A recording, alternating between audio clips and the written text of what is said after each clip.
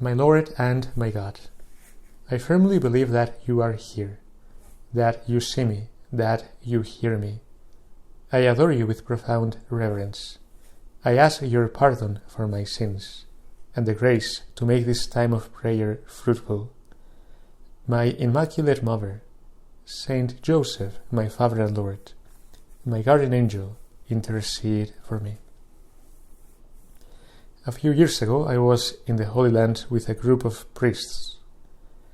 During one of our last days in Jerusalem, we visited the Mount of the Ascension, the place where tradition says our Lord ascended into heaven after his resurrection.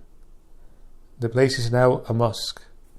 Inside the mosque, one finds the last footprints of Jesus imprinted on the ground before he began his return to the Father. It was quite interesting to observe that the footprints were pointing away from Jerusalem, as if you, Lord, were trying to tell your disciples with your own risen body that their existential orientation should be one of mission, not of remaining in the holy city, but of going outside, of going forward. As you were facing away from Jerusalem and facing the entire world, you said the following words, which we find in today's Gospel. Go out into the whole world, proclaim the good news to all creation. Saint Mark, whose feast we celebrate today, understood this well. He did not stay in Jerusalem, but accompanied Peter and Paul as a missionary, bringing the good news to the ends of the earth, even after his death, through his gospel. There is another story connected with this place. It has to do with St. Ignatius of Loyola. It is said that he made a pilgrimage to Jerusalem before founding the Society of Jesus, the Jesuits. During his pilgrimage, he prayed for light as he tried to discern the will of God. He did not know what kind of community he should found, contemplative or active. Upon reaching the Mount of the Ascension and looking at the footprints of our Lord pointing away from Jerusalem, he understood right away that his community was to be missionary, so as to bring the gospel to the ends of the earth.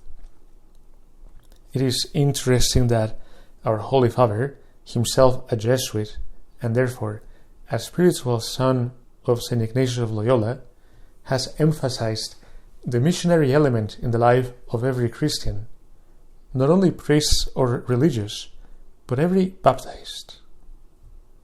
The Pope has reminded us that in baptism we were sent forth on mission to the existential peripheries around me, so as to bring Jesus to others and bring others to Jesus. In this time of prayer, let us ask our Lord what this means. What is the meaning of being a missionary disciple? What is the meaning of going forth to the peripheries? How can we bring Jesus to others and others to Jesus? It can be helpful to think of a circle. The circle has a center as well as a circumference. The center can be seen as representing Jesus. The circumference, on the other hand, the existential peripheries around us, places in need of our Lord, in need of his gospel. Our first task, however, is to be rooted in the center. It is not possible to go out into the whole world if one is not making a daily effort to be centered in Jesus. The effort should be daily.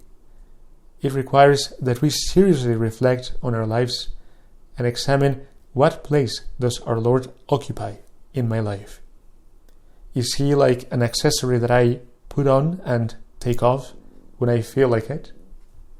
Is he simply reduced to a set of prayers that I recite without attention and love, so that I can simply put a check mark on the list of things I must do each day? Jesus, we want you to occupy the center of our life. This is only possible if there is love. It would be interesting if someone was able to print in paper what goes on in my head throughout the day, and then to analyze how many times Jesus was present.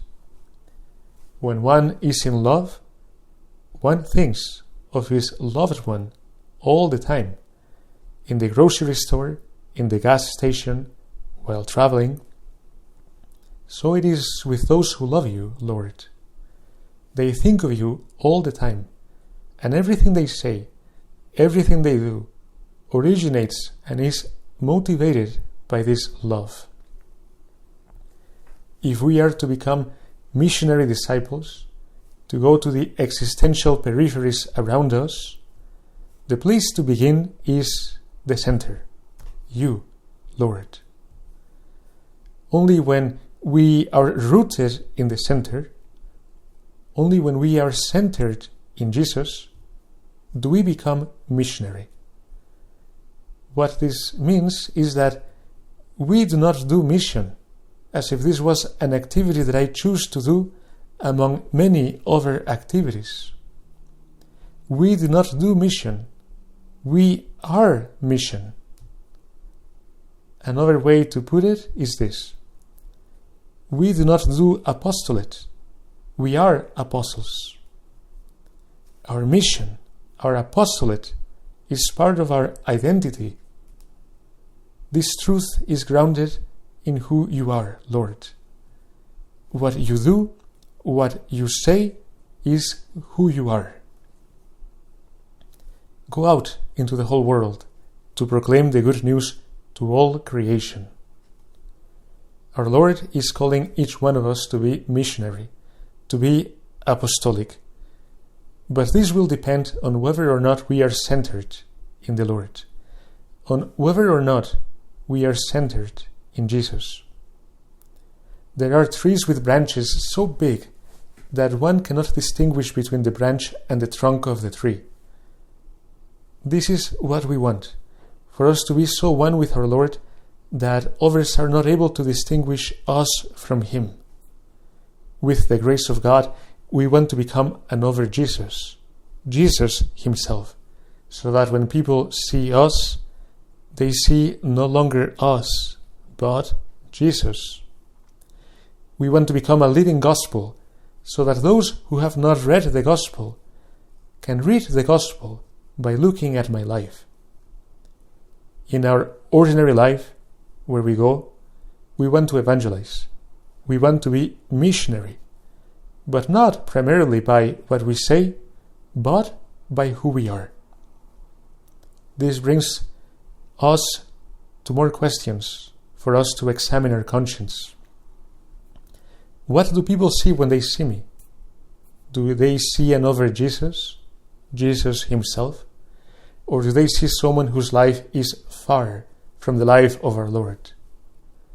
Do they see someone who is kind, understanding, forgiving, patient? Do they see someone who loves everyone, even those who are so different from me, those who do not think it like me? Do they see someone who is selfless, who does not complain, who has self-restraint, who is generous, whose life is directed not to himself, but is consumed for others? Let us return to the circle and the circumference. You, Lord, are the center. We want to be one with you in the center. This perhaps is what it means to be contemplative, not necessarily someone who has extraordinary mystical experiences, but someone who is one with you by making that daily effort to love you, to converse with you, to find you within me and in others. But we want to be contemplatives, not for ourselves, but for others.